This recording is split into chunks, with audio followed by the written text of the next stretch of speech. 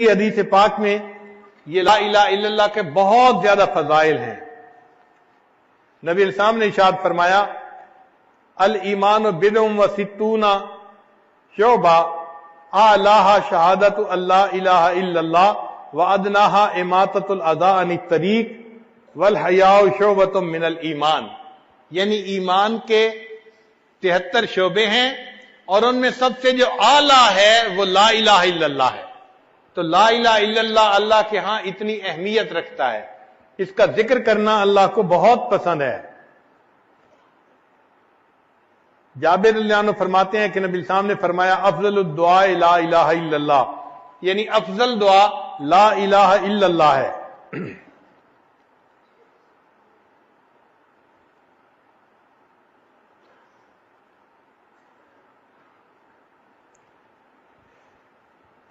چنانچہ قرآن مجید میں ہے کہ اللہ تعالیٰ فرماتے ہیں وَأَلْزَمَهُمْ كَلِمَةَ التَّقْوَى وَكَانُوا أَحَقَّ بِهَا وَأَهْلَهَا، اور اللہ نے ان کو تقوی کے کلمے کے اوپر پکا رکھا اور وہ اس بات کے حقدار تھے اور اہل تھے۔ تو مفسرین نے لکھا کہ اس سے کیا مراد ہے، فرماتے ہیں هِيَ لَا إِلَهَ إِلَّا اللَّهُ مُحَمَّدٌ رسول اللہ، کہ کلمۃ التقوی سے مراد لا الہ الا اللہ محمد رسول اللہ تھا۔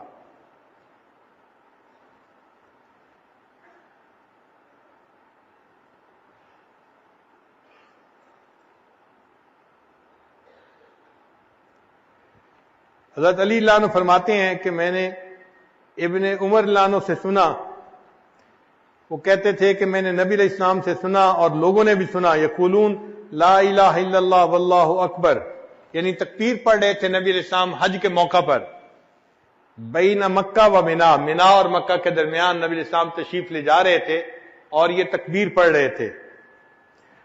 فقال ہیا ہیا، قل تو میں نے پوچھا وما ہیا ہیا، اے اللہ کے حبیب صلی اللہ علیہ وسلم اس سے کیا مراد ہے؟ قال قولہ تعالی وَأَلْزَمَهُمْ كَلِمَةَ التَّقْوَى وَكَانُوا أَحَقَّ بِهَا وَأَهْلَهَا، یعنی لا الہ الا اللہ، اس سے مراد لا الہ الا اللہ ہے۔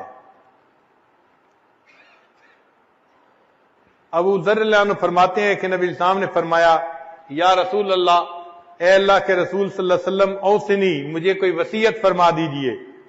قال صلی اللہ علیہ وسلم، نبی علیہ السلام نے ارشاد فرمایا اتق اللہ، اللہ سے ڈرو، وَإِذَا عَمِلْتَ سَيِّئَةً فَأَتْبِعْهَا حَسَنَةً تَمْحُوهَا، اگر تم کوئی برائی کر بیٹھو اس کے بعد نیکی کرو تاکہ نیکی اس برائی کو دھو دے۔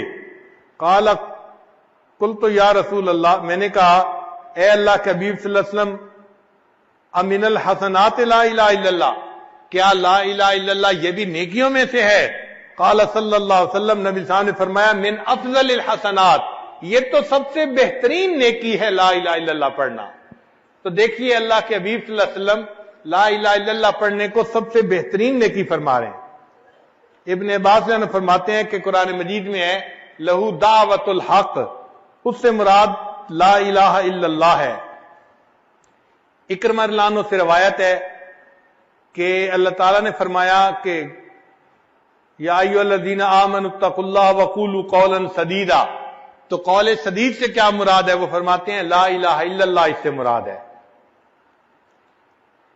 اور فرماتے ہیں کہ اللہ تعالیٰ نے فرمایا قد افلح من تزکا، تزکا سے کیا مراد ہے؟ وہ فرماتے ہیں من قال لا الہ الا اللہ۔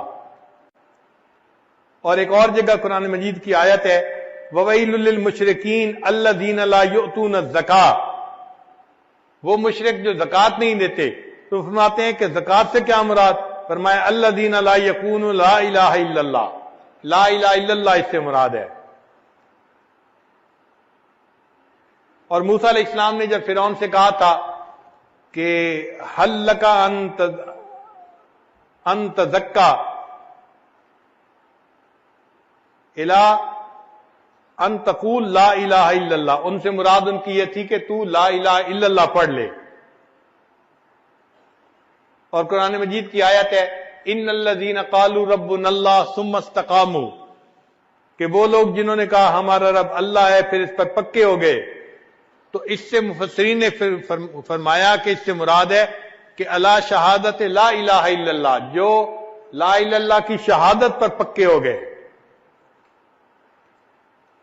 قرآن مجید میں اللہ تعالیٰ ارشاد فرماتے ہیں الا من اذن له الرحمن وقال صوابا، یہاں صوابا سے کیا مراد ہے؟ فرمایا لا الہ الا اللہ اس سے مراد ہے۔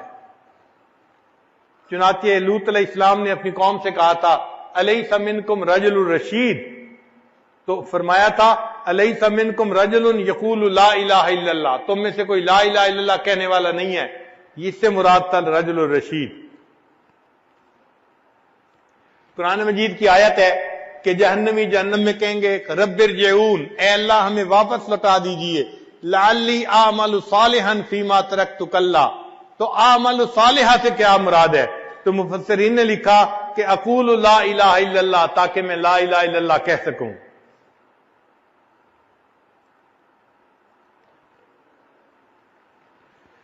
اللہ رب العزت کا ارشاد ہے للذین احسنوا الحسنى، کہ جو لوگ نیکی کریں گے ان کو حسنہ ملے گا۔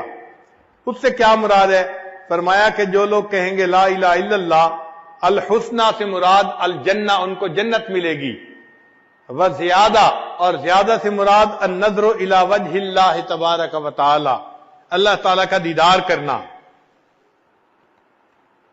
مجاہد رحمت اللہ علیہ فرماتے ہیں کہ اللہ تعالیٰ کا فرمان ہے وَأَسْبَغَ عَلَيْكُمْ نِعَمَهُ ظَاهِرَةً وَبَاطِنًا، اس سے کیا مراد ہے؟ وہ فرماتے ہیں اس سے مراد ہے لا الہ الا اللہ۔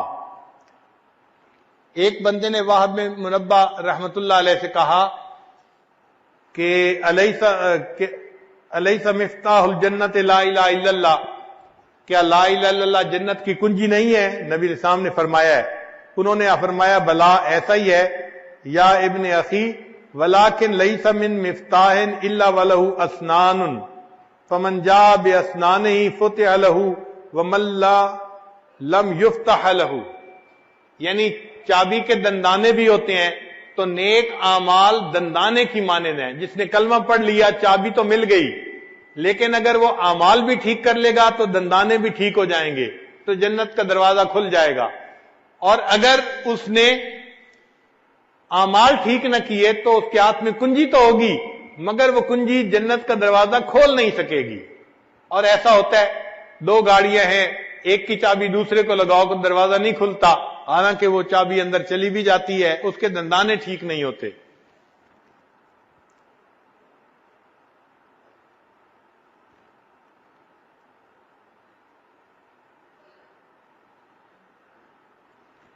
حسن رضی اللہ عنہ فرماتے ہیں قال رسول اللہ صلی اللہ علیہ وسلم، نبی علیہ السلام نے ارشاد فرمایا من قال لا الہ الا اللہ تاشت ما فی صحیفتہ من السیئات حتی یعود الی مثلہا، کہ جس بندے نے لا الہ الا اللہ پڑھا، اس لا الہ الا اللہ پڑھنے پر اس کے نام اعمال میں جتنے گناہ ہوتے ہیں اللہ سب گناہوں کو مٹا دیتے ہیں۔